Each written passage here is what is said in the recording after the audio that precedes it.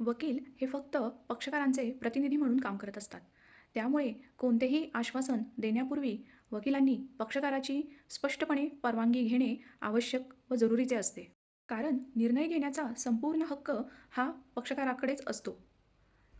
कोर्टात वकिलांनी दिलेली अंडरटेकिंग म्हणजेच हमी किंवा आश्वासन हे नेहमी पक्षकारांच्या स्पष्ट परवानगीनेच दिली पाहिजे.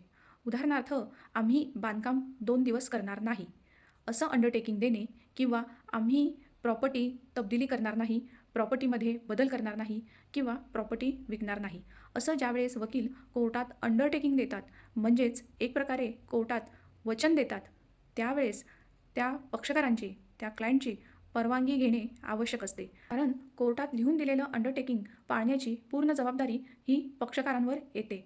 त्यामुळे कोणतीही अंडरटेकिंग, आश्वासन किंवा हमी देण्यापूर्वी पक्षकारांची स्पष्ट संमती असणे आवश्यक असते. सन्माननीय सर्वोच्च न्यायालय यांचे दिनांक 5 मार्च 2025 रोजीचे असे जजमेंट आहे की कोणतेही अंडरटेकिंग देण्यापूर्वी पक्षकारांच्या स्पष्ट परवानगीशिवाय कोर्टात वकील अंडरटेकिंग देऊ शकत नाहीत.